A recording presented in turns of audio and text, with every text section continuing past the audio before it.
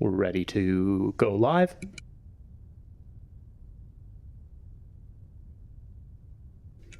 There we go.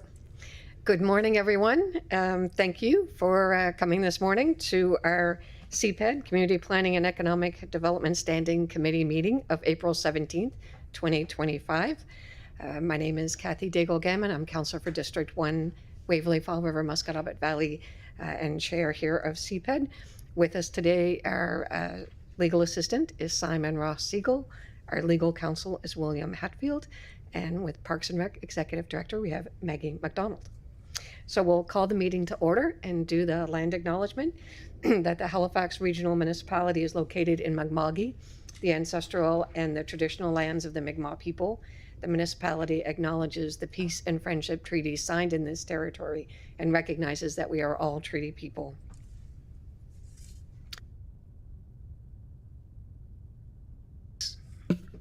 Of March 20th, 2025. Councillor Steele, seconder. Councillor St. Amand. All those in favor, please signify by saying aye or raising your hand. Opposed, nay. Motion is carried. My apologies. We also welcome Councillor Catherine Morse to our meeting today. Thank you for attending. Additions and deletions. Mr. Clerk, do we have any additions or deletions? Thank you, Chair. Through the clerk's office, we've received no requests today for additions or deletions. Thank you very much. So we will now ask for a motion to approve our order of business as presented. Councillor St. Amand, seconded by Councillor Steele. All those in favor, please signify by saying aye or raising your hands. Opposed, nay. Motion is carried. Thank you. Business arising out of the minutes, there are none. I'll call for a declaration of conflict of interests. Any conflict of interest? Seeing and hearing none, we'll move on. Motions of reconsideration, there are none. Motions of rescission, there are none. Consideration of deferred business, there is none. Notices of tabled matters, there is none. Thank you, Chair. Through the clerk's office, we've not received any correspondence for this. Pardon me. We have received a piece of correspondence for item 13.1.1 that has been circulated to all members of the Standing Committee. Thank you. And petitions. Do we have any petitions?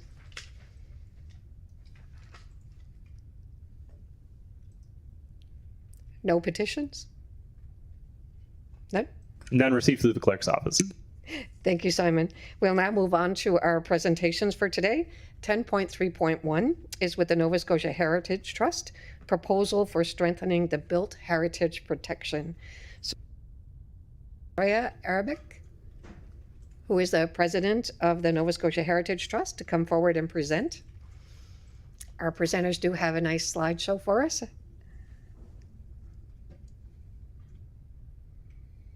You have 10 minutes. And when your time is almost at the end, Simon will be very technical and show you when your time is almost up. So, welcome and thank you for attending. Thank you. Thank you for having us. I'm also joined by Emma Lang, who is the Executive Director of the Heritage Trust. We're a not-for-profit organization whose mission is to preserve and protect the built heritage of Nova Scotia. But of course, we're here today to just focus on HRM specifically. So thank you for having us. I will speak of heritage throughout. Our mission is focused on built heritage, so buildings. But it's a lot of words. I mean, I only have 10 minutes. So when I say heritage, I'm meaning built heritage. And apologies for speaking very quickly throughout, but 10 minutes is a short time. So I will move on now. Sorry for interrupting, but yes. Oh, there. I was just waiting for the slideshow to come up. Thank you. Yeah. I know I'm getting, of course, a Windows update. Well, let's dismiss that. Okay, click. Okay, great. There we go. Great. So why does heritage matter to HRM? Heritage has economic value, heritage has social value, and heritage has environmental value. So of course, these three elements closely reflect the priorities of HRM for people, planet, and prosperity. First, we'll speak about the economic value of heritage to HRM. The first aspect of the economic contribution that Built Heritage makes to HRM is in the area of tourism. And of course, you're all very aware, and I believe you're having a presentation on tourism today, so it's very timely, that tourism makes a huge economic contribution to HRM, generates billions of dollars in annual spending, municipal tax revenue, employs many people, and is the basis for many businesses, and generates millions of overnight stays in the city. So clearly, we don't have to argue that tourism is very important to HRM. Now, in terms of HRM's tourism goals, they include attracting the highest yield growth markets and helping grow the GDP 25 million by 2027 by supporting, in part, tourism growth. So how can Heritage help HRM to meet our goals? Oops, I went backwards instead of forward. Okay. So Heritage is an important part of Halifax's competitive advantage when it comes to tourism. Our history, our cultural scene, our picturesque neighborhoods are three of the top things that people love about Halifax. International tourists make up the majority of heritage enthusiasts, so people who travel because they're interested in heritage. And of course, international tourists are a coveted part of the tourism market because they spend more time in location and they spend more money. So this is what we consider the high yield markets. And these high priority tourists, these international tourists, seek unique, authentic experiences. They're interested in history and they want to immerse themselves into the local culture. These tourists are attracted to what they can't see anywhere else. So they don't want to come and see something they could see at home, they can see in any other city in Canada or in the United States. They want to see things that are unique. And buildings that are authentically Nova Scotian and tell the story of this place are a key component of what attracts tourists to our city. And not surprisingly, some of the most visited tourism destination in Halifax are historic areas or buildings or sites. And a couple we featured here, there are too many to, of course, show, but the three of the top sites very much have heritage value. If we risk losing Built Heritage, we risk losing, that's hard to say, tourists. And don't take it from us, take it from Tyans. And they have spoken out in the press and in the industry about their concern over the loss of Built Heritage and the impact that has on the ability of HRM to attract tourists here. So we're by losing our Built Heritage, we're using that unique advantage we have over other locations. The other economic value that tourism has for HRM is the ability to attract residents and businesses. HRM's goal in this respect is to showcase the quality of life, to attract and retain businesses, residents, and workers, and increase population and accelerate innovation and entrepreneurship. So how can Built Heritage help with these goals?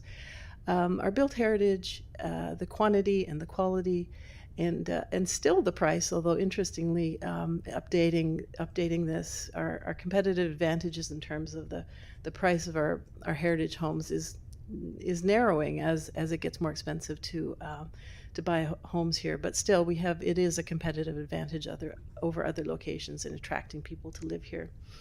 Affordable heritage buildings also provide affordable rental options for small startups and small businesses. Research from other jurisdictions shows that businesses located in heritage buildings generate more income compared to comparable business located in non-heritage buildings. This is something referred to as the heritage glow. I have some examples there. Heritage buildings lend themselves well to becoming innovation hubs, to homes for entrepreneurial industries, centers of creativity, and we have a couple of examples here. Another economic contribution that Built Heritage makes is in the area of creating skilled jobs. Halifax's goals in this area are attracting talent to Halifax from across Canada and around the world, ensuring Halifax has skilled, diverse, and inclusive workforce to grow the economy now and in the future. So how does Built Heritage help with this? Repairing and reusing, retrofitting old buildings is a highly skilled trade, and it requires specialized training. Heritage restoration projects create more employment than new construction. So research from other jurisdictions shows that for every $1 million spent on heritage restoration projects, 20% to 30% more jobs are created than in new construction. And on the right of the screen, you will see some statistics, employment statistics, related to employment in retrofitting buildings as opposed to other industries, and it shows that it creates a great deal of employment for HRM. So those are some of the economic benefits of built heritage. Now the social values. First comes to quality of life. The HRM's goals with respect to quality of life include improving and showcasing the quality of life of Halifax and increasing residents' well-being on a continuous basis. So how does built heritage contribute to that? Again, research shows that heritage contributes to residents' quality of life, and we have some very good examples here, including the Hydrostone, which was voted one of the 10 best neighborhoods to live in 2011. The scale, the sense of the quality of the built environment, and the sense of community that is created in heritage districts it goes a long ways to creating this quality of life. It also contributes to a sense of place and belonging. HRM's goal with respect to place and belonging from the Cultural Heritage and Priorities Plan is to express culture through space to help strengthen communities and tell stories through community and built form. So clearly this is an area that built heritage can contribute. Heritage buildings reflect who we are as a place, and they tell the stories of the people and the places within our very big municipality. Just a few examples I will flash through. There are heritage buildings, whether they're designated or whether they're historic buildings that are waiting to be or could be designated heritage buildings, are throughout the municipality. If I didn't get every single district, that's only because I didn't have time or space, but they are everywhere, and so this should matter to every member of council. Sometimes there are community buildings. In some cases, they are private buildings. They are meeting spaces. They are places of worship. They are everything, and they are throughout our municipality. Okay. The second contribution that built heritage can make to the social value of Halifax is through affordability. Of course, everybody knows, it goes without saying, that affordability is one of the biggest crises facing our municipality. And so what can heritage do to help in this area? Heritage buildings provide affordable housing where it's needed most. So the most affordable housing is the housing that's already being built. And historic buildings tend to be large, on large properties that are well suited to accommodating multiple units, as some of the examples here on the screen, and there are, of course, many more. What we've seen in recent years, though, as a spate of demolition. This is all demolitions. I'm not suggesting these are all heritage buildings, all residential buildings, but within the demolitions that we've seen are many historic buildings that contain numerous historic affordable housing units. And the new units that are eventually rebuilt, in many cases they're not rebuilt immediately, are not as affordable as those they replace. So this is an area where heritage can make a contribution. Buildings provide many affordable units. Finally, the environmental contribution that built heritage can make. HRM has a number of goals that relate to the built environment, including reducing greenhouse gas emissions and other emissions that have a negative impact on our environment. So what can heritage do in that respect? Retrofitting existing heritage buildings rather than building new saves hundreds of thousands of tons of demolition waste from going into the landfill. Also, retrofitting existing historic buildings produces far lower greenhouse gas emissions compared to new constructions. And as the saying goes, the greenest building the greenest building is the one that already exists. And so we have certainly seen many historic buildings go into the landfill lately, and that's a segue into what is the state of built heritage in Halifax today. In a word, I would say it's pretty dire. We have seen many demolitions of late. Some very high profile. We'd love to feature some of our heritage buildings in our tourism literature, and yet now they're gone. So this is the Jelly Bean houses, of course. We have streetscapes that, again, are high profile in our community. They create a sense of place, and they are increasingly being demolished. As I mentioned, the affordable housing units that heritage buildings provide are being demolished increasingly quickly. And so what I would say is that while, of course, the Heritage Trust is, our mission is to preserve and conserve built heritage, it is not just us as a special interest group who is concerned about the state of built heritage in HRM. Residents are increasingly voicing their concern about the loss of built heritage in HRM and saying that HRM needs to do a better job. On the left of the screen, as you'll see, is a screenshot from a petition that the trust did in order to bring attention to the potential demolition of the Ale House building, and we have close to 5,000. We are over time. Oh, I'm sorry. And we added a little bit of time, but if you just would like to make a summation statement, Okay, that would so be great. in the presentation, I hope you'll receive a copy of the presentation. We're asking HRM to consider a number of incentives and regulatory practices to encourage heritage registrations and restoration of adaptive reuse of heritage buildings, and to discourage demolition of historic stock. So we have a number of suggestions there in the presentation. They're written out. And the trust is here to work with HRM. In the past, I think the organization has had a bit of an adversarial relationship with HRM, but we want to work with you. We thank you for your time and attention and are happy to take questions. Thank you very much. Members of the committee, if you have any questions of clarification, Councillor Cuddle? Thank you, Madam Chair, and nice to see you both here. So I was really looking forward to getting to the part of the presentation about what we can do, because I think we've been arguing long enough about the value of heritage, and I'd be surprised if any of us around this table disagree with the importance of heritage to Halifax as part of our legacy, our identity, and the importance to our sense of belonging and place. So my question of clarification is really, because we didn't get to the end of the presentation, what are some of the key things that you would suggest the municipality do to better protect and improve our built heritage? So in terms of incentives, some ideas that we've had and have been discussing with staff are reducing municipal fees for designated heritage properties to make it more attractive to designate building, speed up the creation of the heritage conservation districts, and I know that in the budget that there is money set aside for that. Increasing other municipal heritage incentives. Every dollar that goes into heritage incentives generates $4 in private investment, and maintaining and enforcing existing protections, so including view planes. There's some things that HRM would need the province's permission to do, including looking at preferential property tax rates for heritage buildings.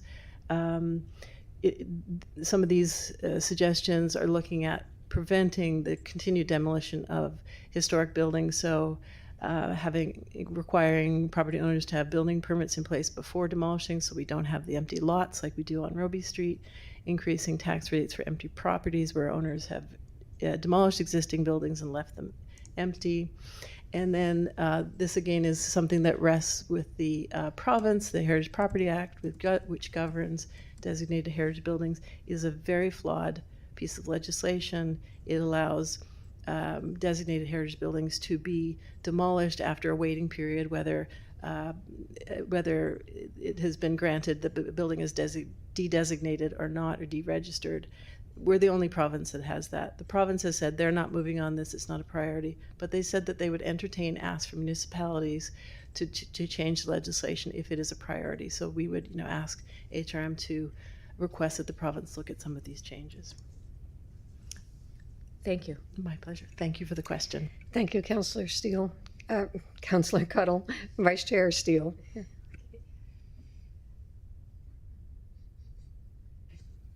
Okay, thank you, Chair, and thank you for the presentation. You mentioned that some of the changes that you would like require provincial changes, not the ones that HRM can ask for, but for the other changes, what are you doing to work with the province to advocate for your group's interests?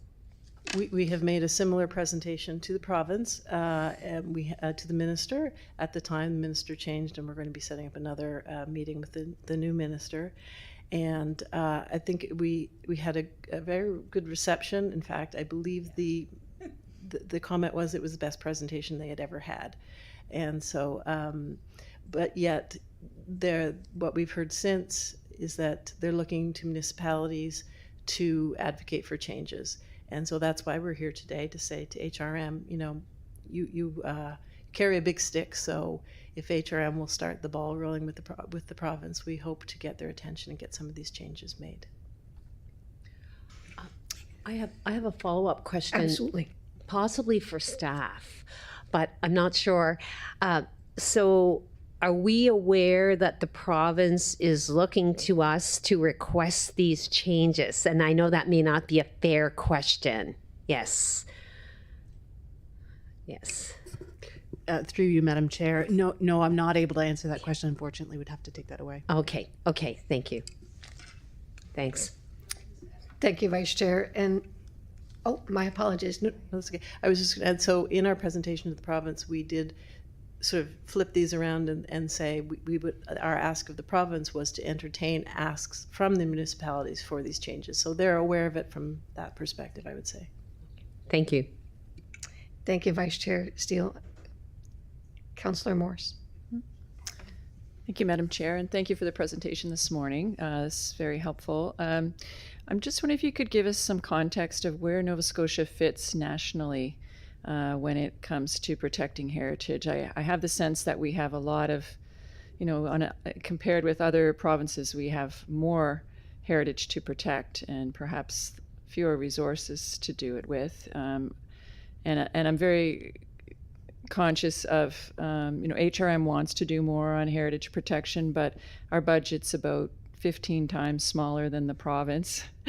So our resources are limited, and we already have, some of the best trained heritage staff with us here at HRM who are working very hard on these things. Anyway, just on resources, sort of how do we compare with other provinces, and, what could we do at the provincial level in terms of financing? So I'm going to let Emma answer that question. So we're pretty well at the bottom. I wouldn't compare ever saying who has more heritage than I do, because that's sort of silly. Also different sizes and different histories. But in terms of funding, we are lower. In terms of legislation, we are absolutely at the bottom, partly because of the clause that allows for demolition after 3 years. Nobody else has that. We are the only equivalent organization that doesn't really get core funding at a significant amount from our province. I'm a sole staffer for a province-wide organization. Everyone in Ontario thinks we're small. We all know we're much bigger and more complex. So on the legislative level, and that's part of why we're coming to HRM, because we believe that we believe in you as a council can help push this forward at the provincial level. And we also know that's what takes place often in other provinces. We know, Heritage Ottawa helps push the ball forward for Ontario, and similarly, what's going on in St. John's pushes forward in Newfoundland. So, but yeah, I think what's hard about us is that everyone assumes we have. When I talk to national colleagues, they say everyone knows about the heritage of Nova Scotia. It's so wonderful. You must be so protected, and we're like, well, we have and they're pretty shocked, to be honest. I think also because physically we're smaller, so the fact that we're struggling is, to someone in BC, it looks kind of crazy, but we also advertise it so much. So, it goes back to those issues of tourism. Like that's a large part of our reputation when you talk to people, is about, if nothing else, they've seen a postcard of Peggy's Cove. And then you tell them that, well, these structures are really at risk. So, and that's, so we really would, I guess our ask to you is to help us, as I've talked to many of you in the past. I've certainly talked to you, Councillor Morse. My job is to work with you. Our organization wants to work with you hand in hand, help us make changes in HRM, help HRM lead the way and really become that beacon that then allows other municipalities to step up, as we've seen HRM Council do on other issues. So, but yeah, I would say at national conferences, we have way too many negative party tricks, I think is the summary. But we can do better. We have the opportunity. None of this is a big change. None of this is going to disrupt our economy. All of it's going to benefit everyone. It's going to help with all these problems like environmental issues and affordability. So, we see this as a great way for us to start leading.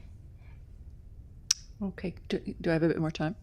And could you tell us what, I have some nice heritage properties in Rockingham because it was, there were a lot of inns and things in Rockingham at one time. But people don't necessarily want to apply for heritage status because it limits what they can do. So what do you hear from people who have heritage properties that we should understand about what they need in order to take this step?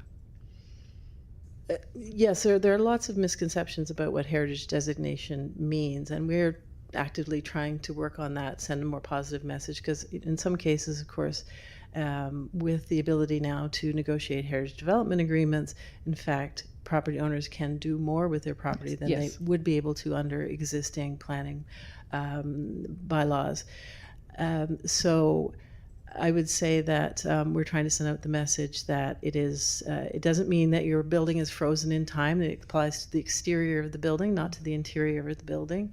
And there are very good reasons. There are incentives. In fact, there are financial incentives. We have a big problem around insurance, and we're working on that. There's some misconceptions. Some insurance companies give out some very confusing information. So would say that it is a part of the positive message is that it's a part of preserving our identity, our uniqueness, our community spirit. Everywhere, and each part of HRM has its own unique character, and it's an important part of who we are and why people come here. Thank you. Thank you.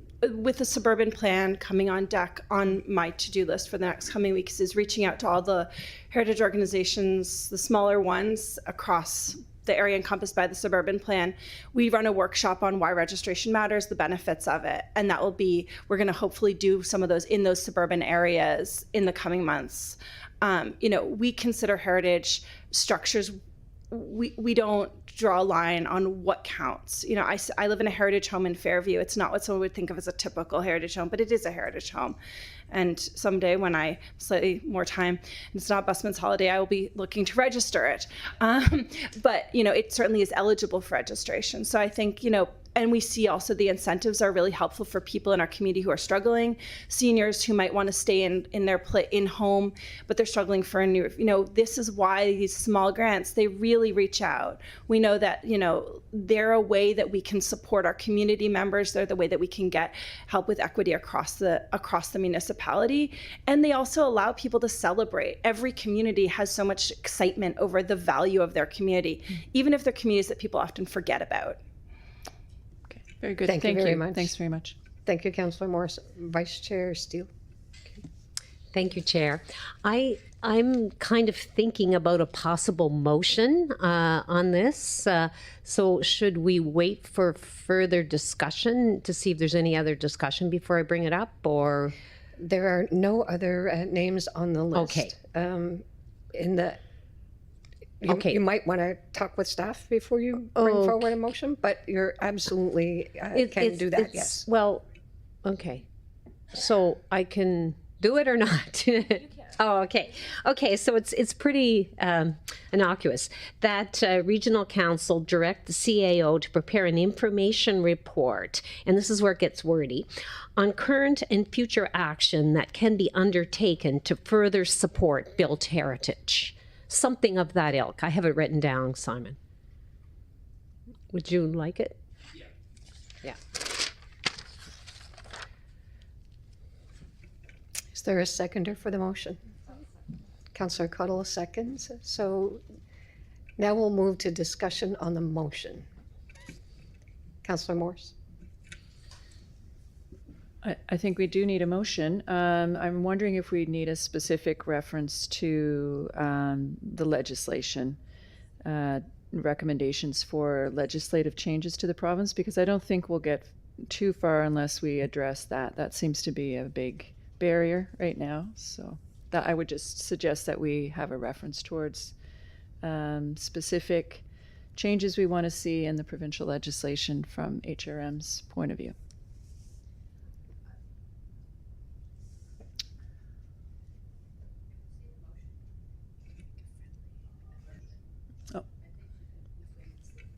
Sorry about that. Councillor Morse, thank you. I was just checking with legal about a motion that would be directing to the province, but as it is an information report, it's fine. Okay, thank you.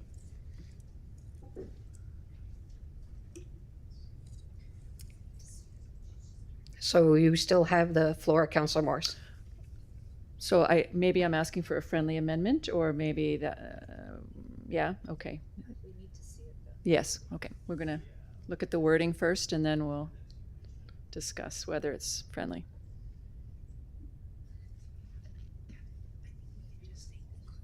Okay. Okay. Simon, are you just getting ready to put that up for us? Yeah, I'll just take 2 minutes. Absolutely. No worries at all. So while Simon is doing that, Councillor Cuddle, would you like to speak? Actually, it was about the legislation piece, and just that I'm supporting this. Pardon? Yep. It says it's on. Can you hear me? Is it not working? Okay.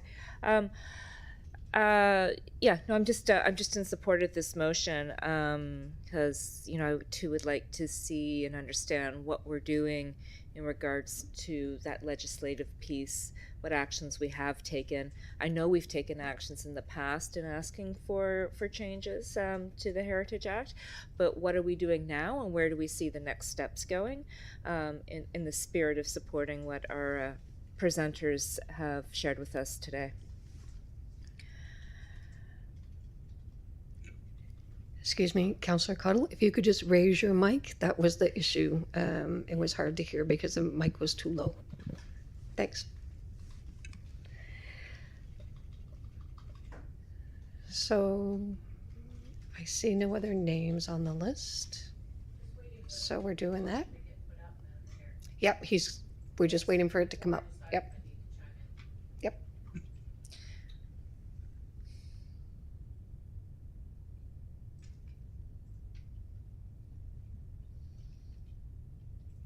It's my writing.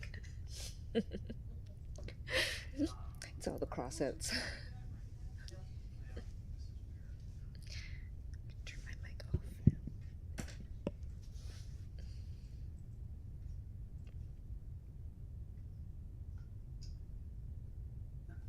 There we go.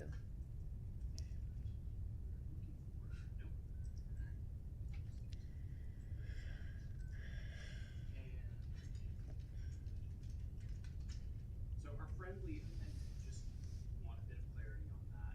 Let's back in. For is specific legislative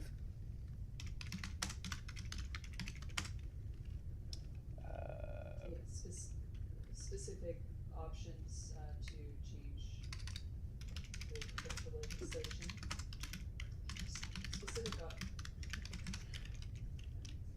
including options. specific options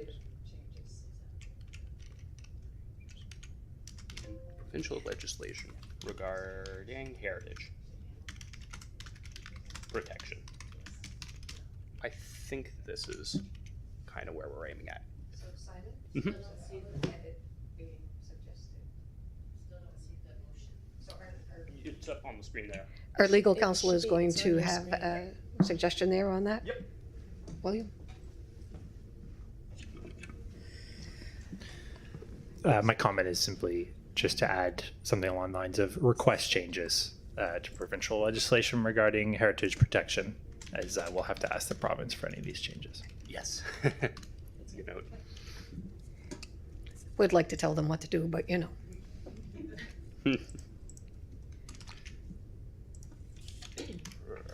Protection.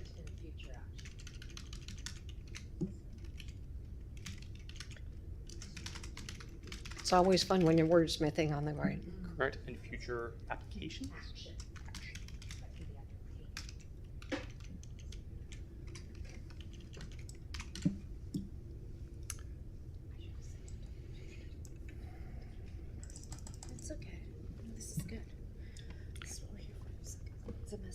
Councillor Morse.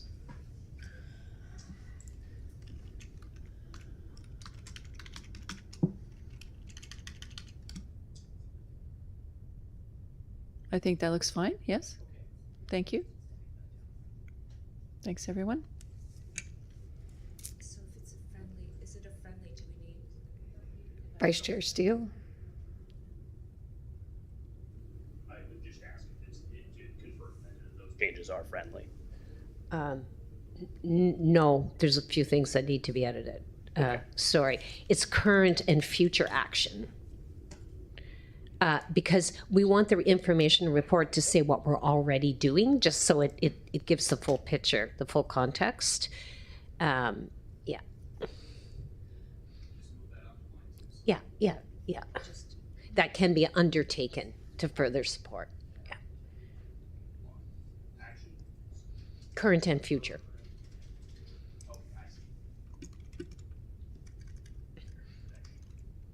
Sorry, Chair. All good. So now we have a motion as amended, and we'll go now to the list. Councillor Kent. Couple of things. Friendly amendments are not amendments, right? They're just changing the amendment. And I just worry that we don't have it yet. That the Community Planning and Economic Development Standing Committee direct the CEO to prepare an information report on actions current and future that can be undertaken to further support build heritage. That's for the municipality, and then including specific options. So it's not solely about specific options for changes to the provincial legislation, correct? Yeah. Is that what everyone's understanding in the wording? I feel it could be clearer, and I think we need to be clear in a motion. Is there an option where it says built heritage including specific options, semicolon, and to request changes to provincial legislation regarding? Well, I think, Might yeah. separate the two from HRM and the province. Yep. As long as the mover is getting where she Yep. would like it to get. So semicolon after specific options. Right, you got it there, Yep. Simon, yep. Okay. And it is an information report, so we will be able to work with That's in the the wrong staff member place, that then. will be working on it. Anyway, you can fix that up after. Thank you. Vice Chair Steele? Thank you, Councillor Kent. I actually am more comfortable with kind of the original, with the motion as amended by Councillor Morse, because my whole intent on this was to pick up on some of the specific recommendations in the presentation, including picking up on the changes to provincial legislation that the province said, well, HRM has to request that of us. So I was trying to address that, but I was trying to pick up any other good ideas along the way as well. So that's why I was making it more generic. Yep. So I don't know if everyone else around the table kind of agrees with that point, but my idea was the provincial legislation, but there were also some specific things that HRM can do, such as tax changes, tax incentives, some things we're already doing. I think, and the reason I was requesting the information report on both current and future is I want to see, well, what's the context? What's the landscape here? What are we doing, and where's the scope for more? And we know the provincial legislation is a piece. We want that included for sure, and that's why we're happy to carve it out as a specific so it doesn't get missed. But it's not separate; it's part of the same. So that's why. Anyway, I've said more than I need to. Thank you. Yep. I'm just going to jump in here for a moment where I was initially trying to create a little bit of a somewhat less formal process for crafting on this, but where we're starting to get some disagreements, I think we really should potentially take a step here to potentially pause and see if staff can come up with some wording based on some of the discussion that we've had, and maybe after a brief pause we can come back with a bit more of a formal process in terms of our motion crafting right now. Thank you, Simon. Maggie McDonald has a comment. And agree, Chair. Just wanted to reinforce that. And the other option is we could develop a motion and it could come to the next meeting as well. So either a short pause or to do something in the meantime to make sure that we're capturing. I think what I'm hearing is broad agreement on what is meant to come back, but we just don't have the words right yet. Councillor Cuddle. I mean, I think we have the essence here where we want to go. I mean, we don't want to wait another full month to get the motion. So I think if we can just amend it now, that's what we should do.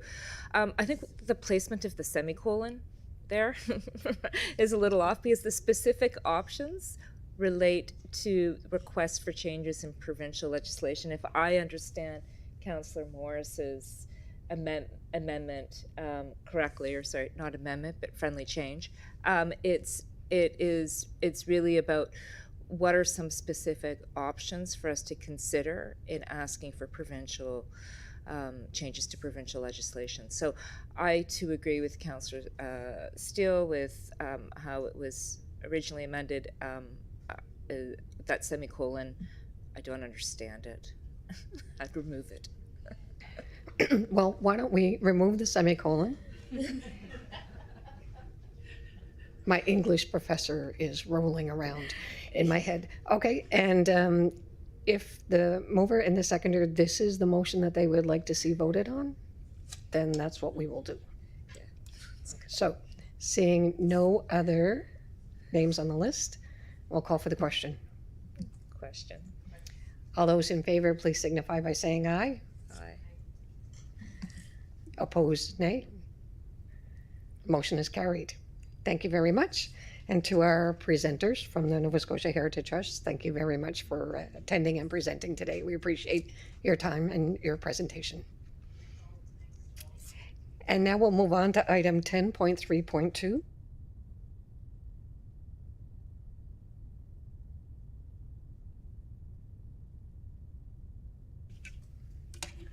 Now my mic went off.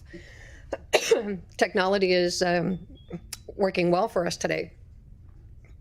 So now we will invite Jessica Boyd, the chair of the Halifax Northwest Trails Association, and Tony Cranford, maintenance lead for the Halifax Northwest Trails Association, to come forward and present.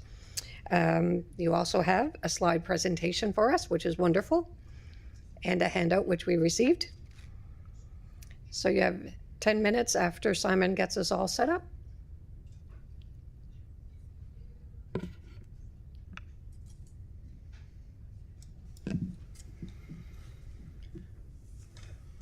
So welcome. Thank you very much, and thank you for inviting us. So I'm representing the Halifax Northwest Trails Association. I'm the chair of that association, and Tony Cranford is our maintenance lead.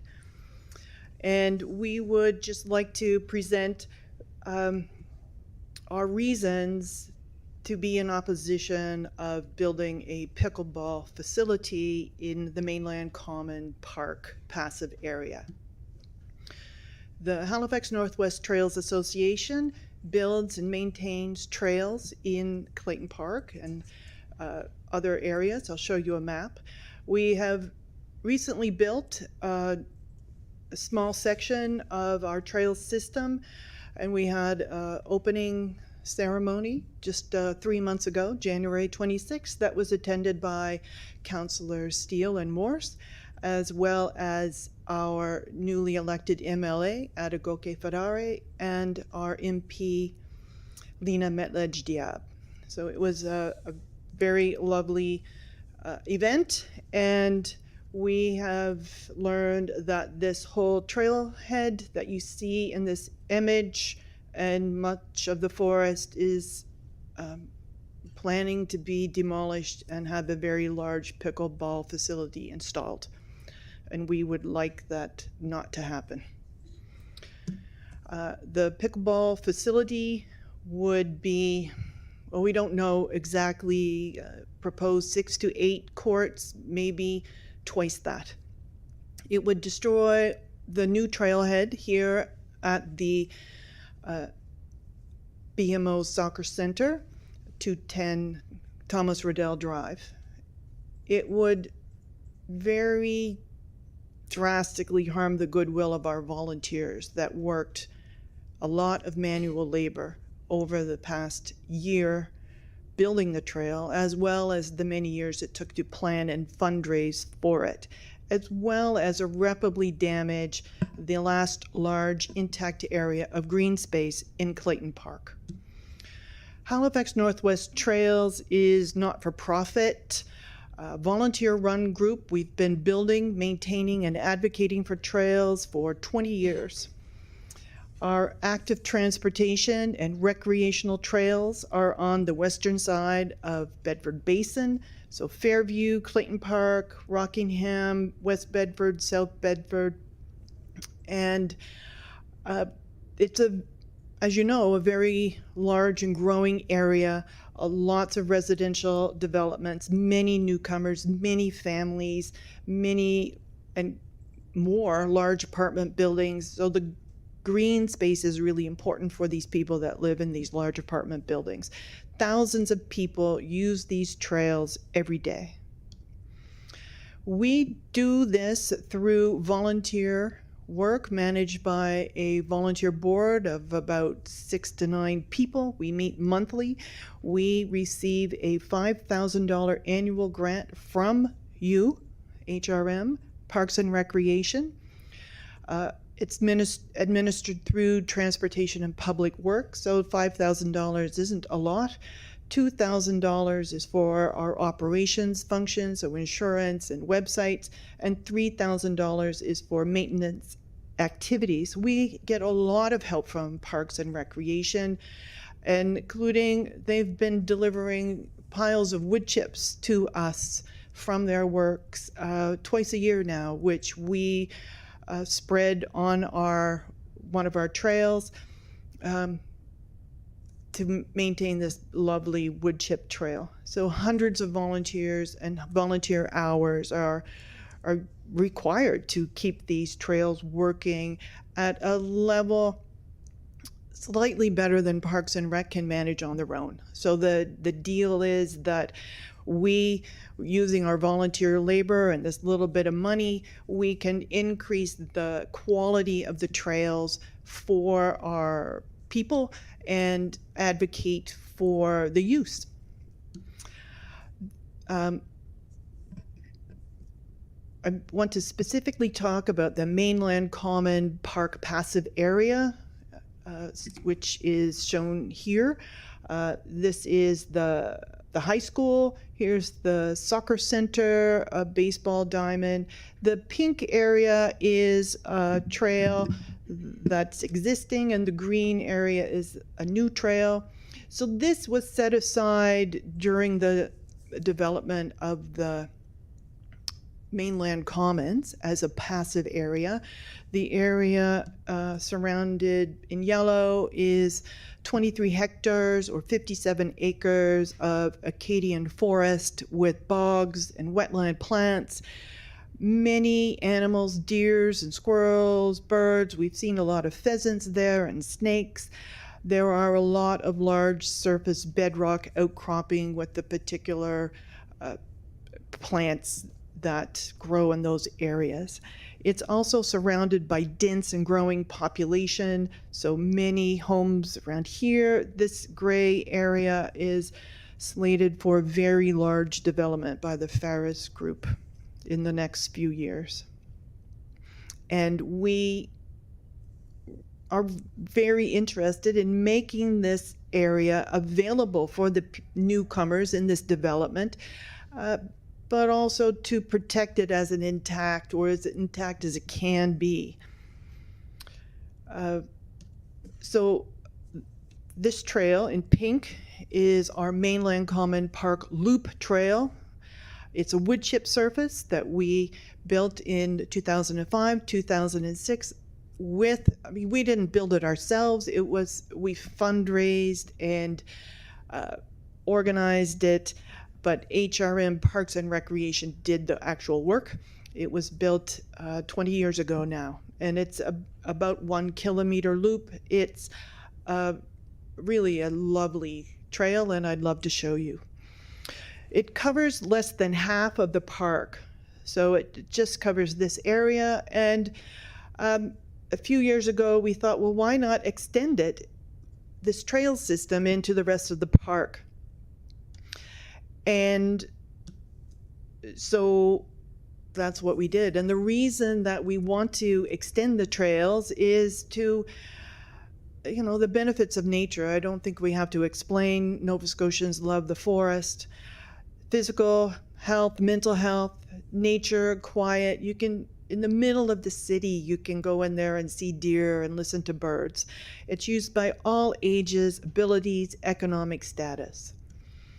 We need to extend this trail network for other reasons too. We want to open the park to more people. We need to provide more access points on Thomas Riddell Drive, Regency Park Drive, and we need to protect the delicate forest habitat from people that go in there and build camps like this and build fires. We've had arson, we've had accidental fires, we have people building intentional campfires. And we think that, and we have been advised from the police and fire department, that if we open up the woods to formal trails, then people that go in there to build camps to just hang out in the privacy of the woods will not have the privacy that they crave. So we're hoping to be able to eliminate this sort of informal campsite. We've been planning the new trail system since before the pandemic, and we've been working with the Cobequid Consulting, very highly recommended outdoor trail and outdoor facility contractor, Upland Design Studio, and many volunteer hours. So we've already invested $12,000 into the design. We've funded the system with a $50,000 award through Parks and Recreation, and we thank you very much for that. Councillors, such as Councillor Zarowski and many others, have pitched in a total of $17,000. The Community Culture Tourism Heritage has given us $4,000, and the Chebucto West Community Board has given us some money. So I'm just going to go through. We finished phase 1. This is the plan that Upland Design came to, and this is phase 1 that we've just done. We're going to work on phase 2 next. Future phases are coming along, and here's where the pickleball, cricket pitch, and parking lot will be, right on top of our trails. So we feel confused. Parks and Rec told us, build these trails. And then another group from Parks and Rec says, well, pickleball, cricket. We need a 150-meter cricket pitch and parking right on the trails, right in the woods. So we are asking you to say no to the pickleball and sports facilities in the passive area, and to please keep the passive area passive. Thank you very much. Thank you for your presentation. And our Executive Director of Parks and Rec, Maggie MacDonald, has a comment. Thank you, Chair. And just so that the committee is aware, there's nothing in front of Councillor Committee at this time in terms of an active proposal from staff around pickleball or other uses. It was certainly contemplated in the report that we brought, I think, before Christmas related to pickleball. Though not cited, but like I say, just for your awareness, there's nothing imminent on that front. We're aware it's a tentative plan, and that's why we wanted to get in here now before it went much further. And thank you for that. Thank you. So now is the time for the councillors to speak. So Councillor Cuddle. Thank you, Madam Chair.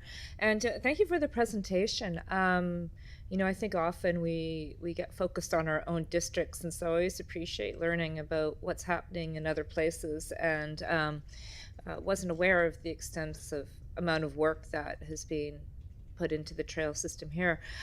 So if I'm correct in understanding, the orange and the green trails on the map, as you showed there, they're not built yet. Those are planned or in progress. Can we put the map up again? We have it on our screens. Oh, you see it. Oh, there it So is. the orange is the one that we, the orange is the one that we just built last year. And it connects to the wood chip trail. And this blue one, this will be the trail we're going to build next. We wanted to build this trail, but we can't because we're worried that there'll be a cricket pitch built on it. Right. So we're So- just going to build this Okay, one. Okay, so I understand. So I mean, the city's growing and the pressure on our common spaces Why not? is increasing, and one of the things we can't do is produce more space and more land. So, I'm really interested even in my own district about how we can kind of maximize the use and find compatible use, how we make things compatible through good planning to really get the benefit out of the spaces that we do have to serve as many people as we can. And so my question for you is about, do you see a way in which these uses could work with the work you're doing around the trails? Is there a way for them to be compatible? I don't. The pickleball footprint would be very large. I think it's, what did I calculate? Even a 4 courts would be 120 meters by 60 meters, and I think we're looking. It was. There's no plan, so I don't really know, but possibly 2 or 3 times that. This rectangle that I drew is not accurate, but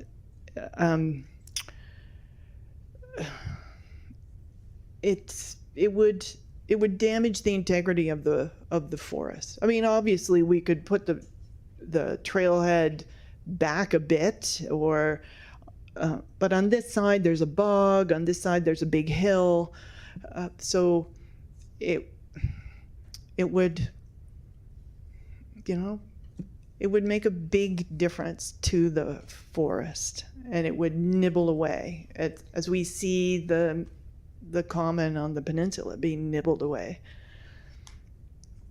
So we feel that we need an larger, as large as we can, intact forest. Animals need it, birds need it, people need it. More and more people are moving in. As I say, they're living in smaller and smaller apartments, and we need green space for them.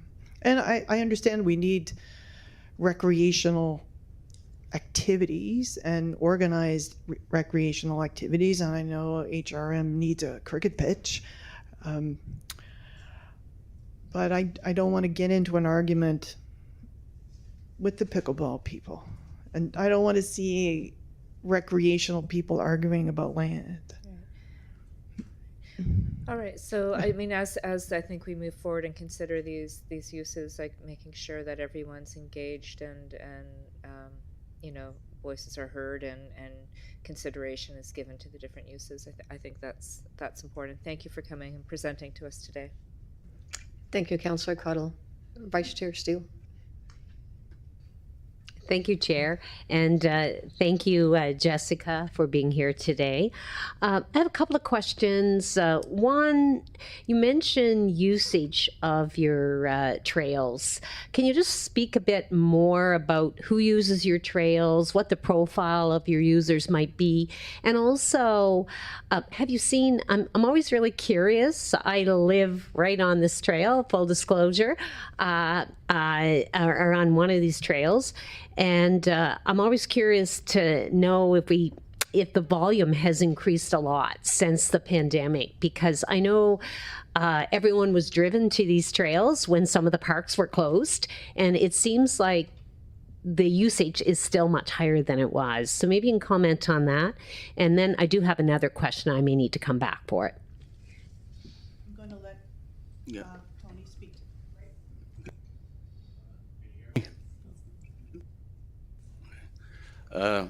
I can speak loud enough anyway. The usage is definitely increasing. I want to focus on the orange on the map. That section is completed in 2024. It took 1 full year to complete that section.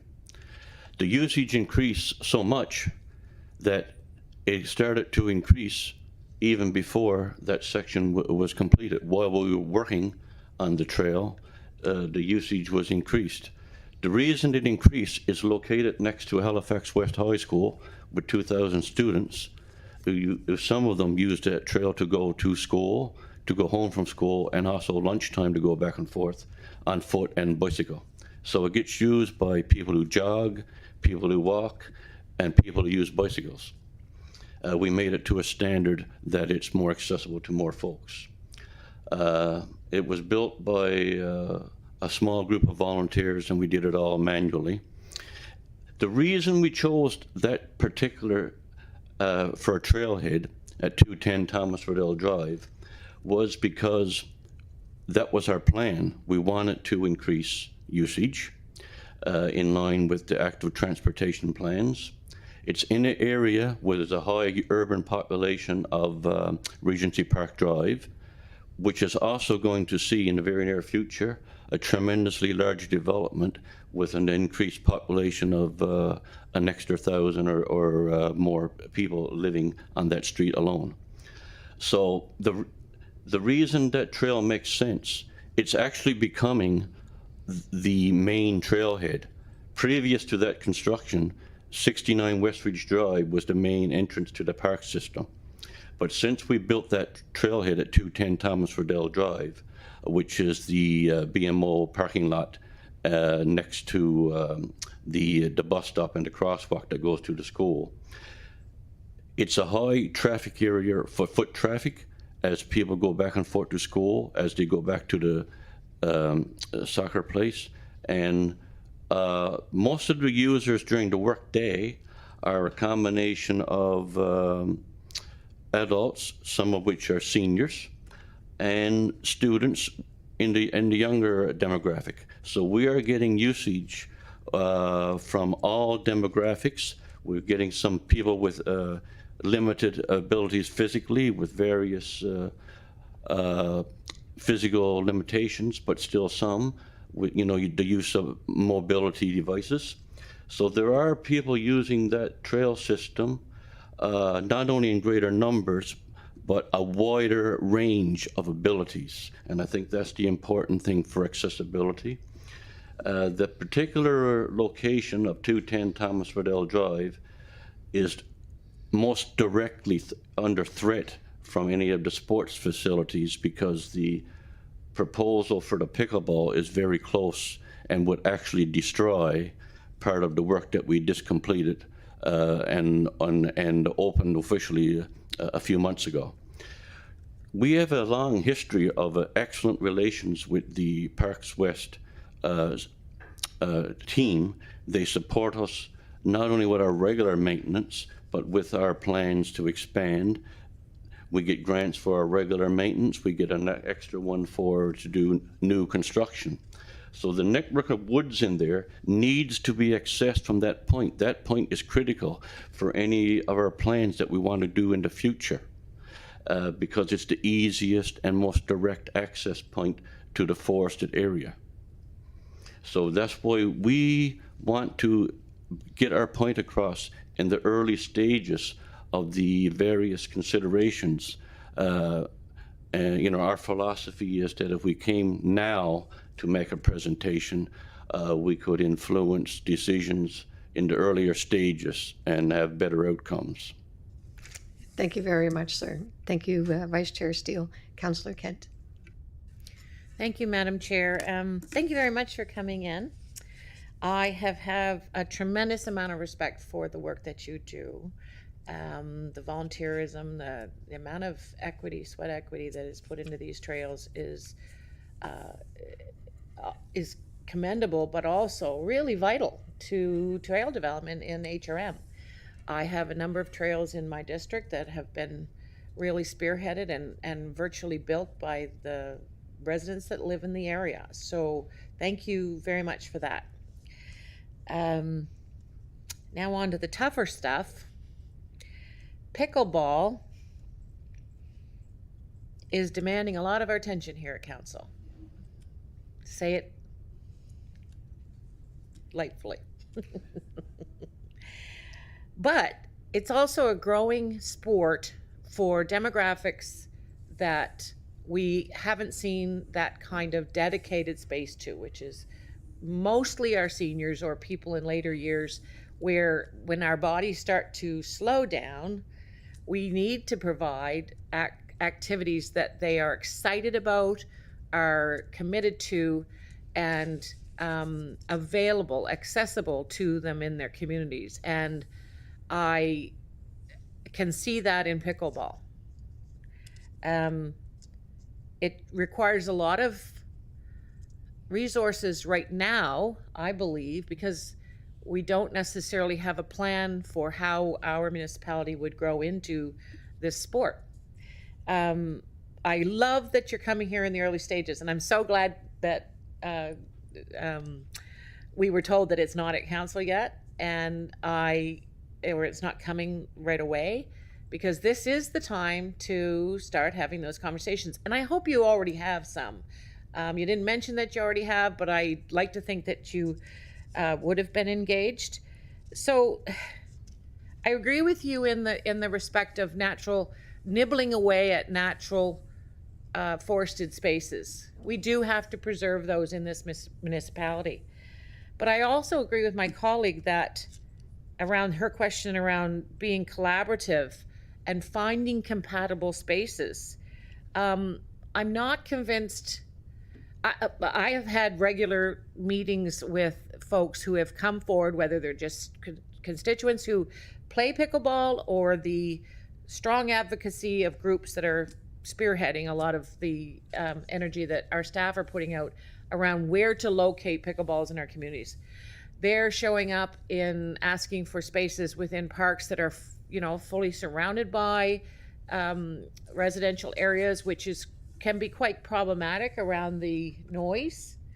They're showing up in parks that don't necessarily have a lot of space, but they're too windy, so we need to put up fences and windscreens. They're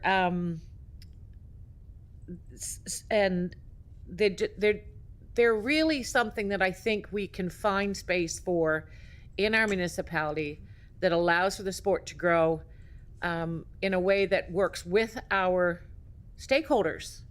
We have dog park strategies, we have cycling strategies, we have transit strategies, we have, I think 30 plus strategies right now on inclusive connection communities, integrated mobility, all of the things, and rightly so. So why wouldn't we have a strategy on this one? I don't know. I don't think anyone's put that forward, but I think it's time. We have to honor the work that these folks are doing and around the municipality. We also need to, I think, acknowledge that we don't necessarily have to lose trails and trailheads that have been put in place if we are working with the community group to find the solution.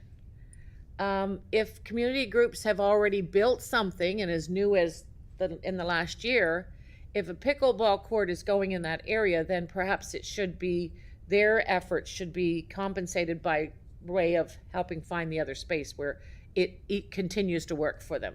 I'm not saying that specific to your scenario, because I've not been out there. I don't know the full degree of which, I might do that, the full degree by which the impact is there. But pickleball's not going away. We know that. I don't know if we've thought of this before, but we have, when we develop parks, We don't develop them. When developers put their parks applications. Councillor Kent, you're over time. Would you I like am. to I'd come like back? to come back, please.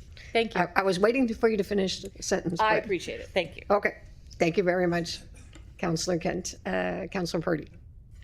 Thank you, Madam Chair, and thank you. I just want to thank you for coming in again to share this with us. I remember talking about this when we were discussing the pickleball issues in Councillor Morris's district, and not really understanding what the issues were exactly. So this is very helpful, and with your maps, thank you.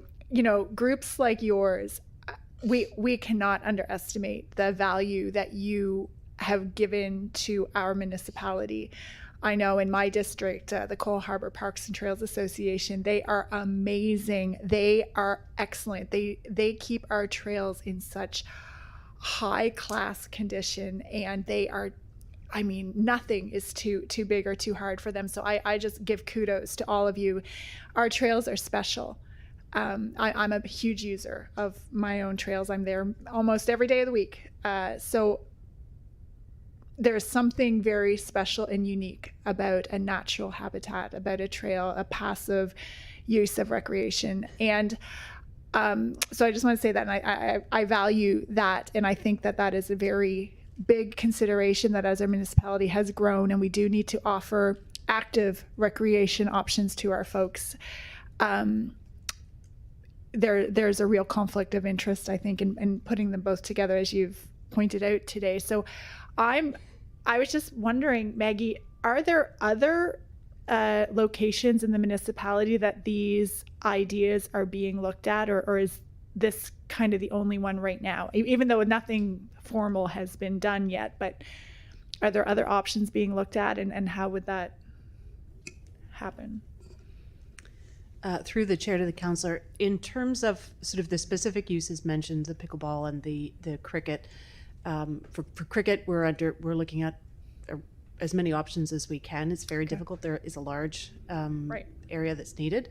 For pickleball, that's an ongoing discussion, I would say. We look at courts all the time, for example, for potential conversions, that sort of thing. And in specific relation to this, there was direction from First Committee and then Council to go away and look at alternatives. So, sorry, in specific relation to the pickleball, that was potentially to be cited at the Mainland Commons. So, so those are ongoing pieces. There were also guidelines that we identified in that December report that spoke to how we cite pickleball courts. And the only final piece I would say is with respect to sort of strategies, we are working on both indoor and outdoor facility strategy update in terms of, now that's more associated to sort of number and type of facilities that we need both indoor and outdoor, but it will inform this kind of discussion as well.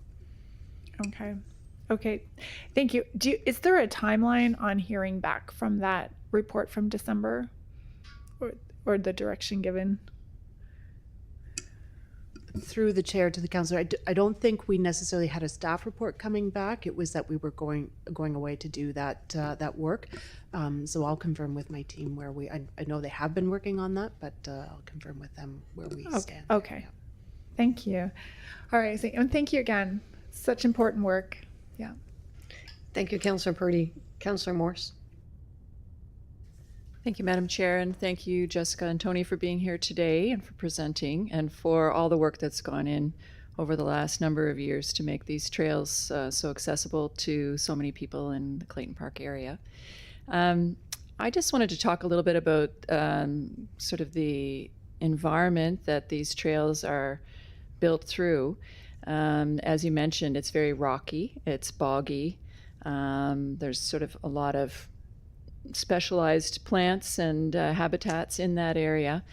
It's a high point as well, so I believe it's partly a recharge area for some of the chain of lakes. And the water flows down past Halifax West, and then it goes under the highway to a certain extent and into Susie's Lake area, which is part of the Blue Mountain Birch Cove Lakes area. So I think that I think when we were had that trail opener a few months ago, there were staff there who were involved in the Green Network Plan.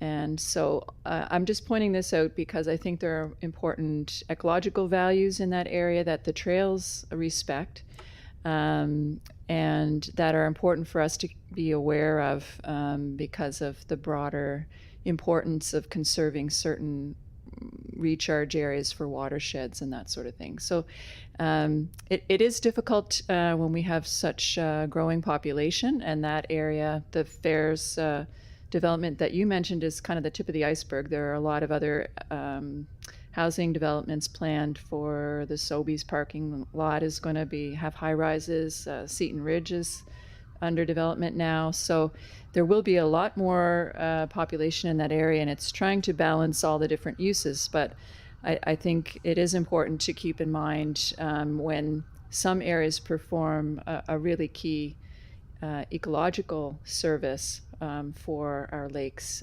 downstream. So I just wanted to mention that. And I know that we probably will have a longer term plan for the Mainland Common coming forward to council.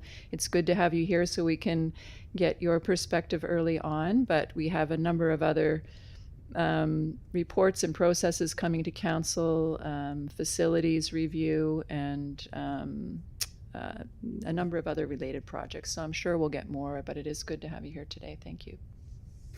Thank you, Councillor Morris. Vice Chair Steele.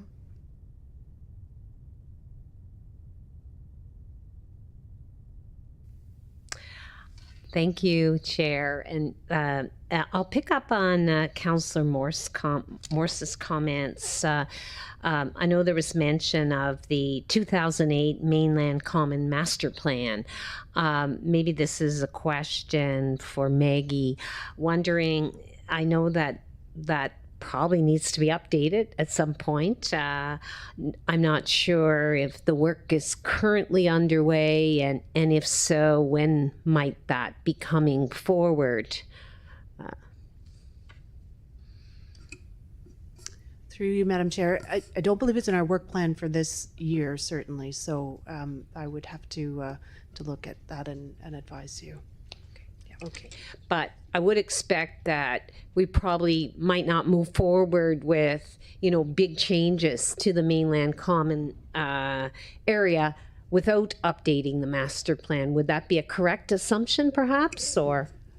I think that's fair, Councillor, that if there was something that, certainly if there was anything that was at variance with what was in the current plan, then that would have to be, taken into account if we brought something forward. Yeah. Okay. Thank you. Thank you, Vice Chair Steele. Councillor Cottle. Thank you, Madam Chair. So, oh my gosh, I didn't realize that an update wasn't in the works for this year. I appreciate all the pressure that Parks and Rec is under with all the park plans that are needed. But I just see kind of a growing pent-up demand for things, and it's not. And I just want to note the reason I buzzed in here is to note that this isn't just about pickleball. There's also a cricket pitch in this plan, and Charlottetown has 3 cricket pitches, and we regulation cricket pitches, and we don't have one. We don't have a single cricket pitch. So I just want to flag that. I know that the pickleballers are well organized, but I've been speaking to a lot of cricket players as well, and want to just make sure that that's recognized and on the radar. Thank you. Thank you, Councillor Cottle. Councillor Kent. Thank you, Madam Chair. I just want to end off with a couple of questions. So the area that we're talking about, how many acres are we talking? 23. 23 acres. And how many acres or how much space would a pickleball and parking take, roughly? Guess it depends on how many pickleball courts and all that. Okay, I'm just wondering, without sort of seeing the full scope of what is being potentially considered, is it safe to say, though, today that staff, that you'll take that, all that information that came in today back and give that careful consideration around anything that is percolating. Yeah, that's good. So that's a win. Yeah. Our communities certainly are winning significantly by the work you do. So thank you. And I'm glad that councillors have been able to support it, and the municipality. I would encourage you, if you had the time, perhaps reach out to Cole Harbour Parks and Trails Association and Friends of McNabb Society, because they are brilliant with funding. Where to find it, because it just looks to me like you haven't had as much as I would have expected in the way of funding to do all the things you're probably doing or want to do. So just a thought. Thank you, Councillor Kent. Thank you, Jessica. Thank you, Tony, for coming and presenting. We very much appreciate the information in the presentation. Thank you. So we'll now move on to item 11 in our agenda, which is public participation. Thank you, Chair. I can confirm no registered speakers today. So we'll ask from 3 times from the gallery. Is there anyone present that would like to speak? For the second time, is there anyone from the gallery that would like to speak? For the third and final time, is there anyone from the gallery that would like to speak? Hearing none, we'll move on. Staff reports are next. And so 13.1.1 is the Integrated Tourism Master Plan 2023 status update. Is that right? Thank you for your patience waiting. We have Ross Jefferson with us, President and the CEO of Discover Halifax. We have Brendan Smithson, Director of Regional Recreation Services, Jake Whalen, Senior Advisor of Economic Policy and Development, and Billy Comer, Manager of Culture and Events.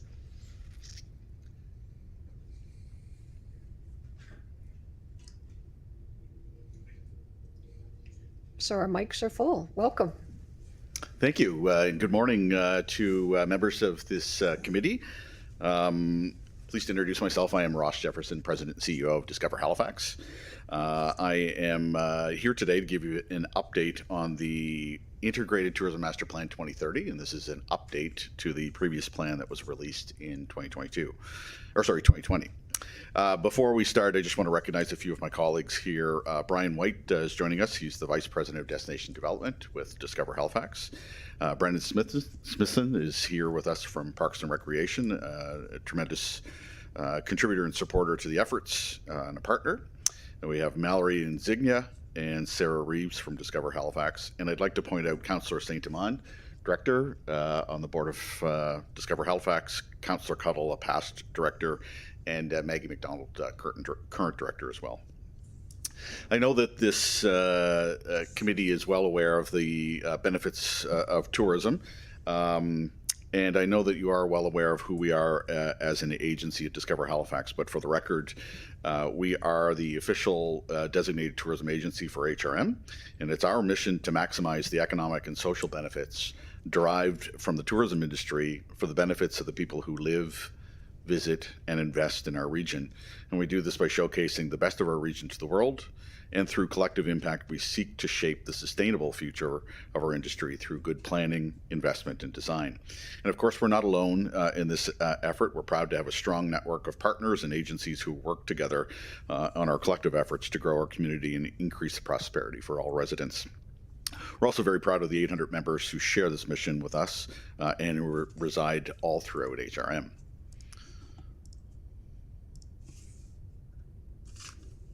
There we go. And again, so I know this committee is aware of the programs that we have, but just for context, this plan is developed by our Destination Development Department. It is a new department that has been established within the last 12 months, and we're really proud to have the work that's flowing out from this effort. The tourism economy is a major contributor. Again, no surprise, I'm sure, to this committee, a major contributor to the wealth and well-being of residents of HRM. Approximately 8 million visitors will overnight and stay here, spending about $1.3 billion in spending each year. You think about how many people that is, that's about 4% of our population on any given average night is an overnight visitor. It's 1 in 22 people actually in our community at any given point in time is an overnight visitor here. We have about 2,800 businesses in Halifax that are in this industry, supporting about 20,000 people for employment, and we estimate property taxes collected by HRM on tourism businesses is around $42 million a year. And of course, the tourism industry is one of the fastest growing industries in the world. I will say too that it is one of the more, it's a very unique industry that's very complicated supply chain. No one oversees it or manages it. You think from somebody that books travel with an airline to them, buying an ice cream, as an example, in the destination, and all of the suppliers that are required to come together to make a person's trip successful. There's a lot to that. It's very complicated. It's not managed by anyone. And I think it makes the coordination between partners so much more important. I'll give you an example. We're trying to bring more flights into HRM, and we realized that we have a shortage of car rentals.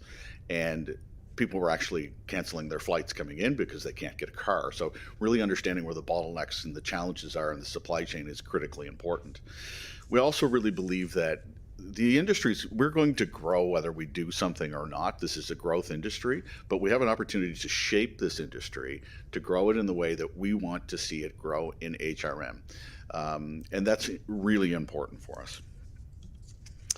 So to this end, we have selected Skiff Advisory to support us with the update on the plan. They have deep experience leading destinations around the world in development of master plans, and they've teamed up with Upland Planning and Design based here in Halifax. Upland Planning and Design has a deep understanding of the region, has worked on many adjacent plans supporting our industry. We are keeping a lot of what was done in the first plan. The framework for the first plan is still very relevant. Our vision is to be everyone's favorite Canadian city. Our goals are changing slightly, and what you'll see is the goals will be exactly the goals that come out of people, planet, and prosperity. We're very proud that this plan we see dovetails into that broader economic development strategy that we have.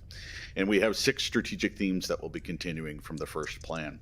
First, we want to make it easy to get here and easy to visit. We want to invest and build our key demand generators. We want to focus on the highest yield and growth markets. We want to make sure that we're developing responsible tourism. We want to make sure that we are organizing and governing the partnerships involved that make sense. And of course, we want to also be vibrant and alive 365. Just a few things that are different from the first plan. With the new 2030 plan, we have added additional regional strategies. The first strategy that we developed, we really quickly came to the conclusion after that HRM is not one community, it's many communities, and there are many communities that share things, but certain districts have different challenges and different opportunities. The Peggy's Cove region is very different from the downtown core. It's very different from the Eastern Shore, and it's very different from the valley as well.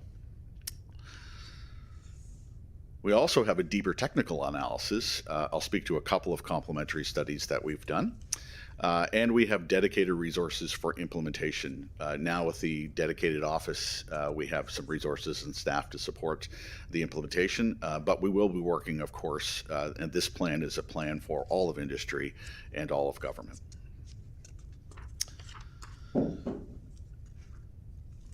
It was very important for us to take a community-first approach in the development of this plan. We wanted to hear what the community has to say. This is about developing their community, the residents' community. So we've had significant public engagement. Might be jumping ahead here. We've had significant public engagement. I will say that the community-first approach is core to how we're proceeding. We've also made sure that we're consistent with all of the plans that intersect and cross with tourism. So the work we've been doing has been extensive in making sure that we're aligned with the current plans. The 4 companion studies we have, a carrying capacity study. So we're actually looking at specific areas where we know we're getting a little bit close to having maybe over tourism or certain challenges on certain days a week. Places like Peggy's Cove, the Halifax waterfront, and others. We're actually taking a very strong scientific approach to what the carrying capacity of these areas should be, and when we're in sort of the yellow zones and how to manage that.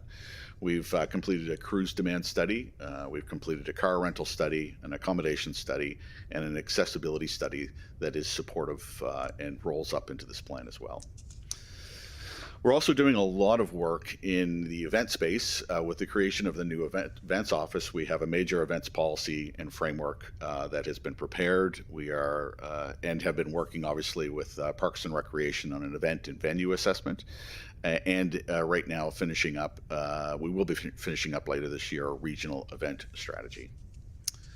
So through the public engagement, we had a dedicated website and survey for citizens. We had very significant engagement and bilateral meetings with a number of key partners, departments, and those with overlapping adjacencies and responsibilities. And we had 8 regional engagement sessions out in the community. So we're really proud. The turnout for those were really fantastic. And I'd like to also thank councillors who made it out to their sessions in their regions as well. So in terms of the timeline, we've completed the stakeholder engagement. There's still a few places and a few people that we're still continuing to engage with, but predominantly finished. The community consultation is done, and this summer we'll be finalizing the report to come back to council. Some of the findings, I think, enclosed in your report. We have a What We Heard report. I won't go through all of these, but maybe perhaps I'll just mention a few key items. In terms of key assets, no surprises. The waterfront, the walkability of our downtown, proximity to water, the rich culture and historical identity is incredibly important. Challenges, again, some of them not new to us, but we are at the end of the road. When you're at the end of the country and at the end of adjacent to the water, when you look at the population around you, there's no one that's living in the water. So we don't have that advantage of having a huge market around us, and being at the end of the line can be a disadvantage, but it can also be an advantage. We have, during our benchmarking, realized that many of our assets are aging. Some of our supporting assets in the tourism industry are falling behind on their standards. Performance venues and tourism assets, it's a needed time for renewal, and a continuation of the theme of transportation. That is still an ongoing challenge, not only for residents, but also for visitors. So the report takes a deep dive into the key opportunities. I'll just point out a few here that really sort of stand out.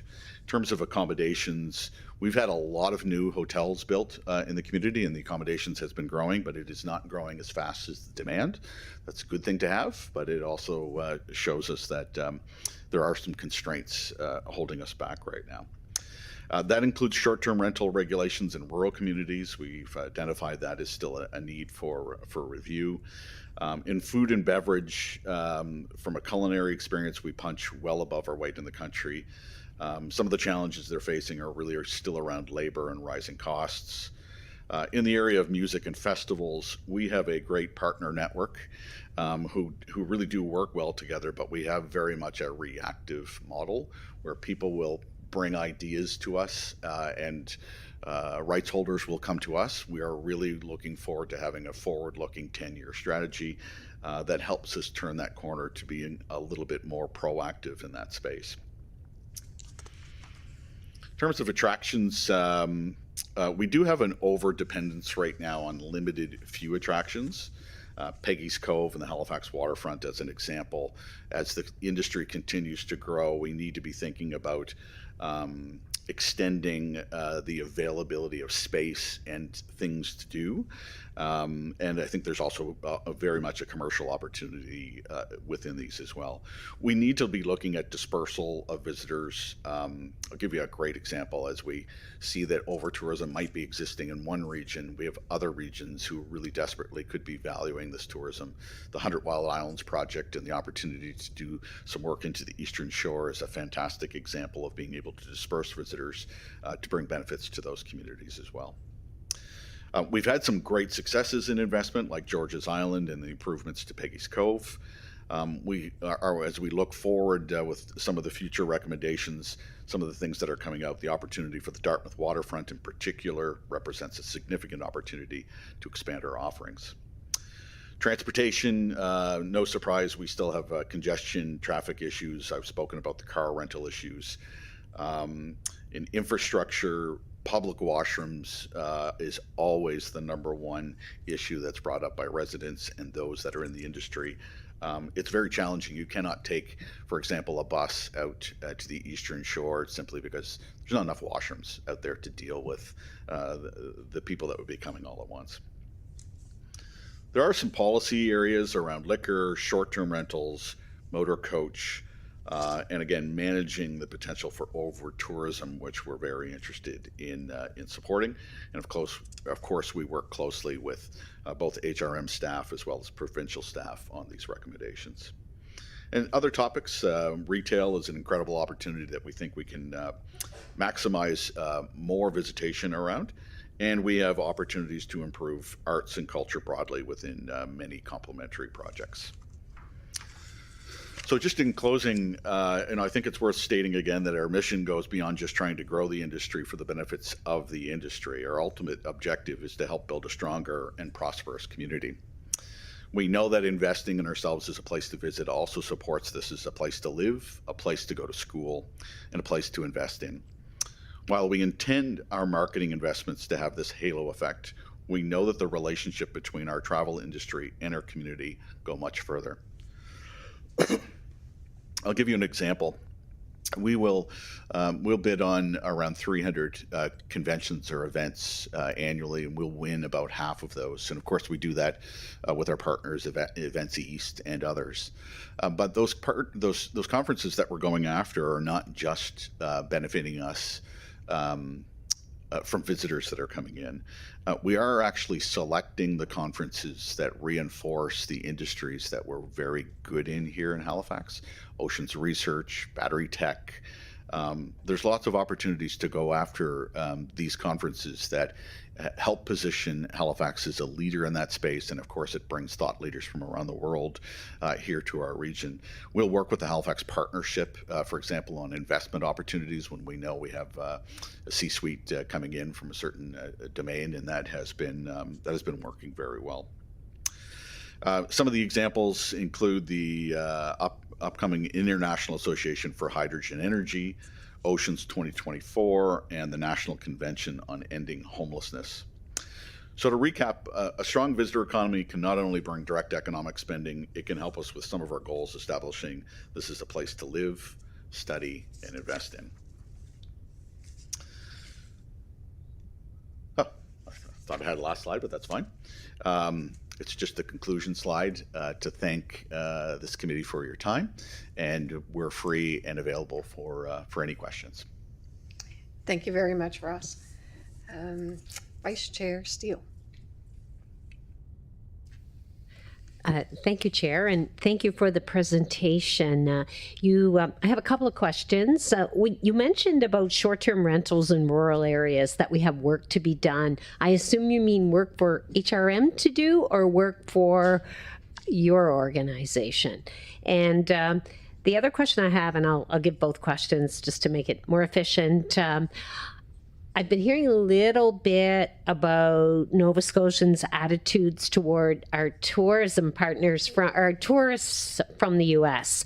I'm concerned about that, very concerned, and just wonder what you're hearing and seeing, and what you're doing perhaps to ensure that our American friends are welcome here. And then finally, just a comment about conferences that we're seeing maybe now thinking about coming to Canada or even to Halifax instead of dealing with some of the border thickening that we're seeing in the US. So maybe a few comments on some of that. Fantastic. Through the chair, three great questions. Thank you. The first question, about the short-term rental policies, there has been work done by the planning department. We do know that, and I believe that there is still forthcoming work in the rural communities, just simply because, and maybe I'll let Brian speak to this, but the complicated number of community plans that you have. In some cases, it's supportive in the rural areas of short-term rentals. In some cases, it's not. But I'll ask Brian maybe just to comment briefly. I'll just briefly comment. Brian White, VP of Destination Development for Discover Halifax. And we are not advocacy on this specific issue with short-term rentals. We have been working very closely with the Short-Term Rental Association of Nova Scotia, understand their concerns and issues, but also in the rural areas, we know that the zoning can be very complex. We have 21 different municipal plans throughout our municipality, and the zoning in some areas it does prohibit the flexibility that communities would like to see with regard to accommodations. We also know in the rural areas that the need for accommodations is very sensitive because we don't have large hotels, we don't have big accommodation demands facilities in the rural areas. So the ability for a homeowner to have their property being eligible or not eligible is really important. So we will work with HRM staff to help understand the issue and work with them in any way, shape, or form we can. And we that discussion is ongoing. And on your two other questions, starting with the U.S. visitors, yes, we are following this quite closely. We just commissioned a study with Narrative Research. We surveyed 400 Haligonians, residents of the HRM regions. And we're pleased to hear that it is their intention to remain friendly. They understand and value the importance of tourism. I think they also have identified that they can differentiate between what the policies of government are and individuals, and treating them as individuals, just as they are with their own opinions. We do know that there's a little bit of specifically to U.S. visitors, there may be somebody who's wearing a red hat down on the waterfront. They might expect to hear something, but I think that that would be common if they were wearing a red hat in any other country, including the United States. So I think the politics, we can't get away from them all, but we're not concerned yet about not being a receptive community. I will share that there is a benefit to this. We expect that Canadians definitely will be traveling less to the United States. In fact, upwards of 60% have canceled their plans or making changes. That's great for other destinations around the world. It's also great for Canada. Canadians spend $26 billion traveling to the United States. Americans spend half of that, $13 billion, traveling here. So we will expect to see an uptick in travel and visitation again from Canadians. The thing that we are really watching is what might the impact be on the overall global economy. And if that is significant and material, of course, discretionary spending around the world may be changing for visitation. We'll be following that. Finally, on your question around conferences, yes, we actually have already won some conferences. We've had some that have canceled in the U.S. and have relocated. So we see that there's obviously some advantages and benefits to that. The tourism industry is an export industry. It's the only one that can't be it really can't have a tariff per se put on it. And so we're very interested. We're in conversations across the country with my colleagues in a partnership to make sure that we are welcoming to the U.S. visitors. Our partner Destination Canada has some campaigns that are also reinforcing that. So it's top of mind, and it's a fantastic questions. Thank you. Thank you, Vice Chair Steele. Apologies, colleagues, my brain was still in presentation instead of report mode. Vice Chair, since you had the first one, would you like to put the motion on the floor for us? Yes.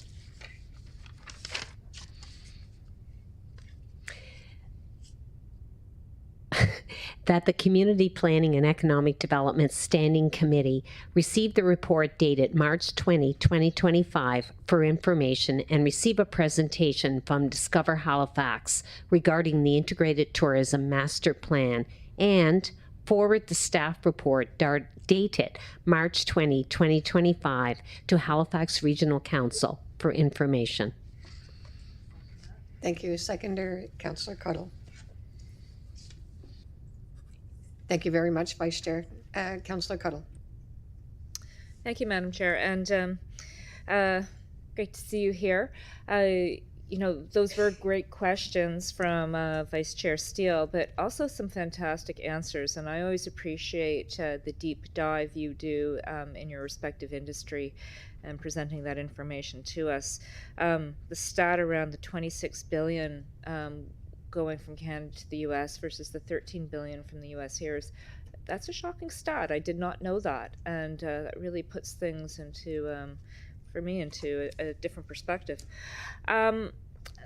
So one of the great things that you do is you kind of like get into, you get into the weeds, and I like that you get into the weeds, and you start to connect the dots, and your point around looking at the supply chain in the car, the car rentals and people like canceling flights because they can't get a car.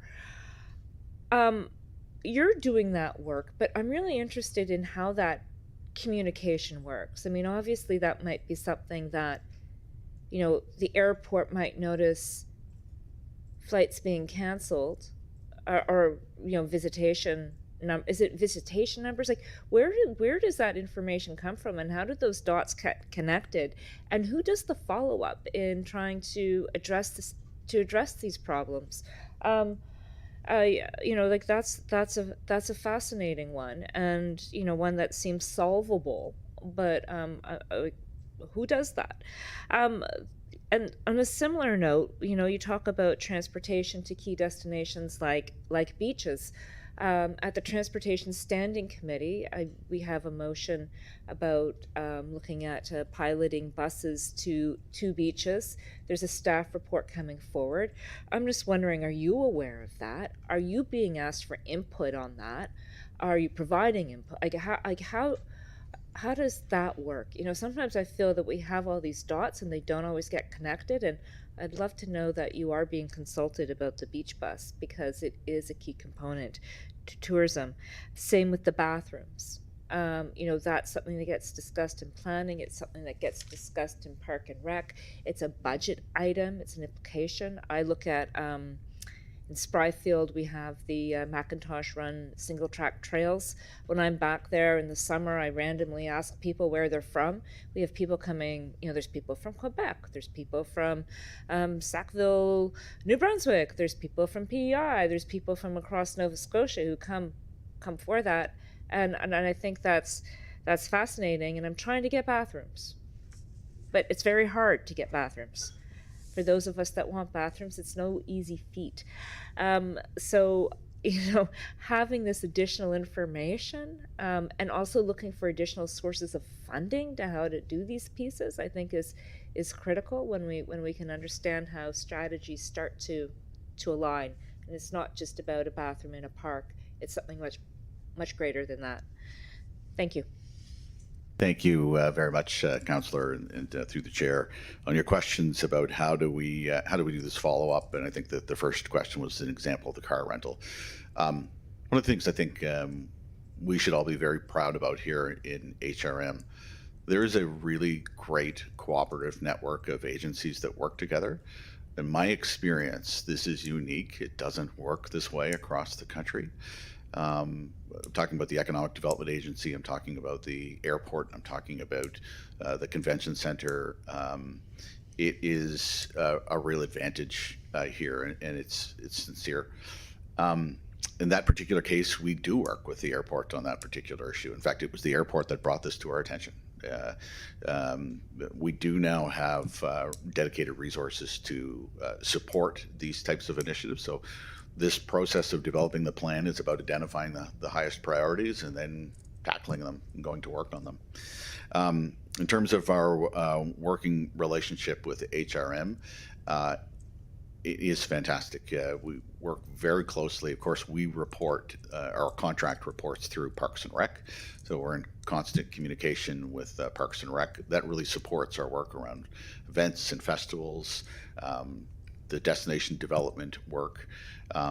We are still trying, and we're still, I would say that we all can still, though I'm very proud of the work that we all do together, we can still all work better together, and that includes us. So we've been building those bridges to other departments, and part of the work that Brian's doing is really about doing that. Bathrooms, I hate to say it, that they are our number one and number two problem. I'll leave it at that. Thank you. Thank you, Councillor Goodall. Councillor St. Amand. And members of council, we might just go a little bit past 12 if that's okay, just so we can finish this up. Councillor St. Amand. Thank you, Madam Chair. I'll be quick. Thank you very much for the presentation. I know that in this report, you've outlined quite a number of priorities, and some of them are big and long-term and far more complex than others. You know, I would expect that we as the municipality will wind up working very closely with you as partners to try to identify what's the low-hanging fruit that we can try to knock off to effect real change in the short term. There are a number of areas that you've identified where it really seems like that might be possible. So the more we can have those conversations back and forth, whether it's actual changes that we can implement or whether it's proposing changes, making moves on bylaws and legislation that wind up permitting some of the activities that you're looking to support, I think that's where we can really focus a lot of effort, because those are pretty short-term enablement things, even if they require an information report or a staff report in order to get things rolling. The more we can identify things like that early, the better. So I really appreciate the level of depth that you've gone into and the forethought that you've provided to what we're facing as a municipality. My one question is, how flexible is the framework that you've established here to those external forces like tariffs that will invariably add some unpredictability to some of the inputs in the variables that you're trying to accommodate within your modeling? That is a fantastic question. The way we created the first version of the ITMP was, there are certain things in that document, the framework, the guiding principles, the goals that we have are unchanging. But we've said that these plans are dynamic plans, and so we will not wait 5 years to change them. Specifically, the initiatives. Some initiatives make sense today that don't make sense in a couple of years, and there may be new things that come up that we weren't able to foresee. So we have the ability to actually update. In fact, it's our intention to regularly update the initiatives. We don't expect that the guiding principles and the goals will change in our plan, but we do have to remain flexible to the opportunities that present themselves. Some of the recommendations we expect will be, may take 10 years to accomplish. Some we think we can accomplish in 2 months. So it is going to be critically important. As the world is changing right now, we have to be able to change too. Thank you, Ross. Okay, thanks. Thank you, Councillor St. Amand. Councillor Kent. Yes, thank you, Madam Chair. Ross, it's always good to see you. We didn't get to have our meeting, but I reconciled it in my brain. what I was asking about, but I actually have another request in to meet you and with Brendan as well on an opportunity in District 3, so I'm just giving you a little snippet. So great work you do. I'm thrilled that you're doing it. Always happy to hear the updates and get a sense of what's happening here. I'm just on your website, just having a little look while we're talking. It's particularly relevant, as my colleagues have noted, around the activities in south of the border and the impacts on our nation. And of course, we are a part of the Atlantic Canada Network, Port City. There's so many intersections with the impact of what's going on and what we don't know about the future. So I guess I've been happy to hear your responses on a few of those. I guess I kind of have a reversal question around the impacts. We know that Americans like coming here to visit. We also used to go there, and we'll see what happens in that. And there's going to be a certain number that will continue to do that for sure, work, family relations, or just for being more courageous than me. I am wondering at this point, because one of your bullets, of course, is always around investments in Halifax. Do we have any sense, or do you have a sense of if there will be any impact to the American investments that could be attracted here under a stable economic climate? What it might be in relation to the instability of a economic health, the instability of someone wanting to take us over as a state and, take our sovereignty away. And then there's the piece of just not knowing if Canada would be open to it the same way. I don't know about you, but there's a feeling afoot that is not as warm and fuzzy about Americans anymore right now, and it isn't. It's truly nestled into all of what's happening right now. That's where it comes from. So just wondering if you can offer me a little insight on that. Yeah, thank you again. A fantastic question. Let me give you start with a few stats just to give some context here. Here in HRM, around 8 to 9% of our visitation are Americans. About 80% of our visitation is Canadians, and about 10% is from the rest of the world. So it's obviously an important market to us, but we are, again, when we think about Canadians traveling more in Canada, people from around the world who are thinking about North America probably now are having a preference towards Canada. I think from a market perspective, this is a wind at our back, not a wind at our face. However, I do share with you those larger concerns that you've mentioned. You've mentioned investment.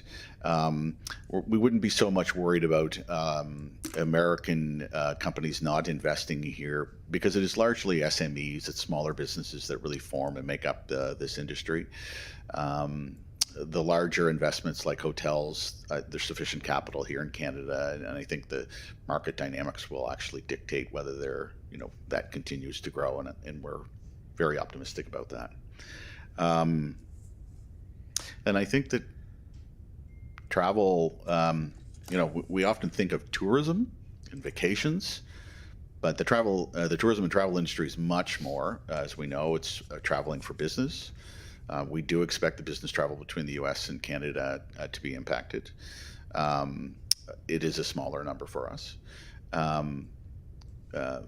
But the relationships with the world largely come down to travel and being able to have a relationship or an experience. And people don't move to a community unless they've likely visited it. They likely don't invest in a community unless they visited before.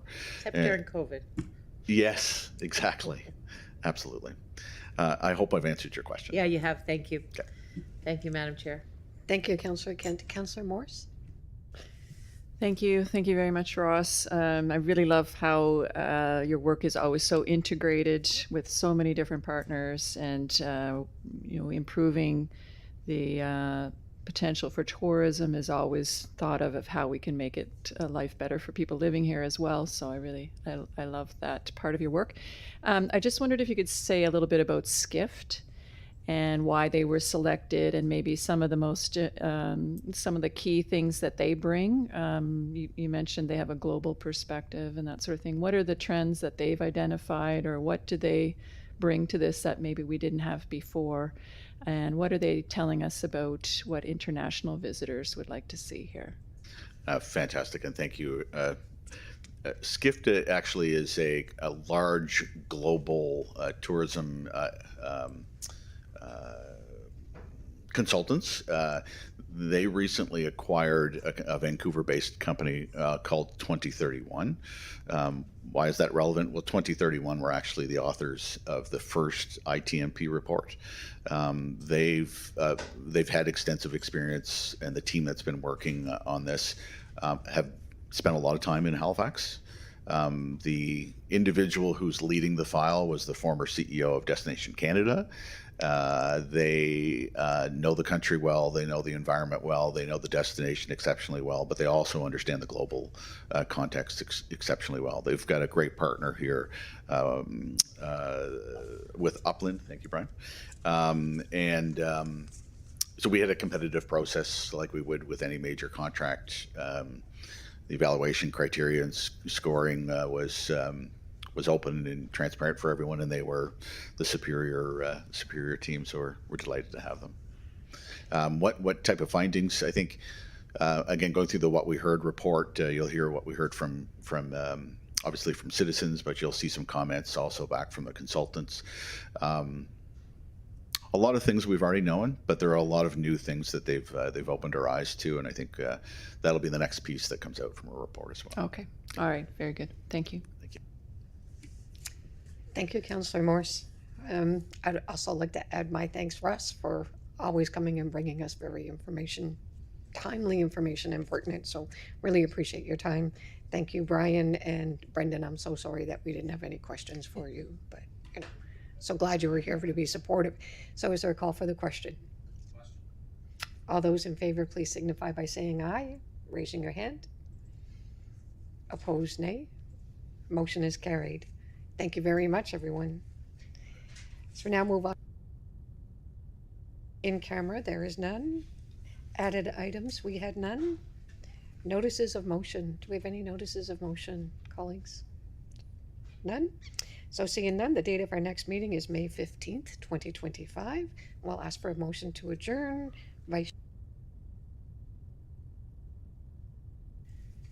Thank you, everyone. Have a wonderful day and a happy Easter.